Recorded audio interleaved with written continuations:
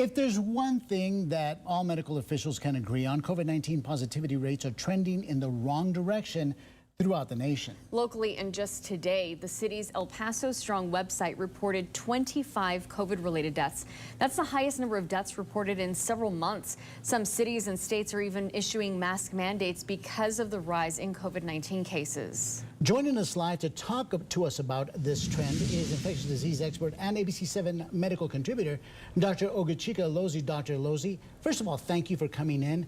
Doctor, how concerning is it that we are reporting such a high number of COVID-related deaths when we're supposed to be trending in the opposite direction? And as a follow-up, are unvaccinated people to blame for the rise in cases? Yeah, loaded questions. I think, first of all, it's tragic to lose any lives. We've been having this conversation since 2020, and unfortunately, it's continued into this year. You also have to remember, however, that the city and the county have changed the way they report. So instead of a daily, we're getting a week glance. Hard to know exactly what happened to those patients. Were they unvaccinated? Were they vaccinated? Older? And again, no excuses in any way, shape, or form, but this is what we expect with a Delta variant that is much more contagious than previously. I think, however, the second part of your question about the blame, we're not in Alabama, and so we're not going to play the blame game in any way, shape, or form. What I think is important, though, is to remind those people, if you're unvaccinated, this is the most dangerous time in any of this pandemic.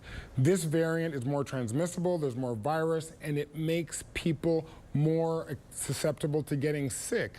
If you haven't been vaccinated, think really long and hard about why you haven't and how we can help you figure out a way to get vaccinated. Dr. Lozi, some states are returning to mask mandates, so should the borderland follow suit and ask that people mask up again?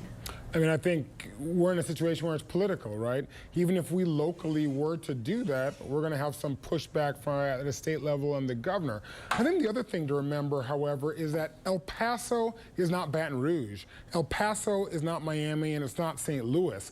We still, compared to those cities, have some of the highest vaccination rates and the lowest rates of disease in the country. And so El Paso feels very different. I think when I talk to people about whether they should wear a mask, it all depends on how sick are you, how concerned are you, and have you been vaccinated? We know the answer to this riddle. If the riddle is, am I going to get sick and be in the hospital, then the solution has to be vaccination. Anything after that is layered upon it. And so I don't really want to push, per se, a mask mandate, but I think we have to take that individual responsibility. I will say this, though, Stephanie, employers have to start to do a better job. We sort of played around with this conversation of should we, shouldn't we. It absolutely does not matter whether the FDA has made this a fully licensed vaccine or not. Employers are going to have to push their employees to get vaccinated if we really want to get to that second level. One of the questions that we wanted to ask you, are we seeing an increase in hospitalization rates as well? Yeah, we are seeing an increase in hospitalization rates, but let's put that into context.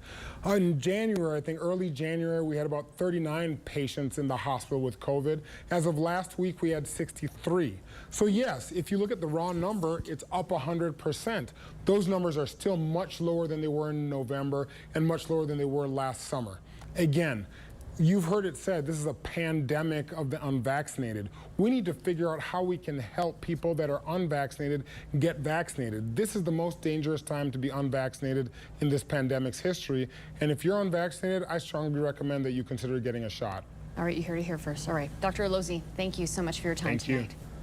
The El Paso man accused of abandoning a husky on the side of the road last week defended his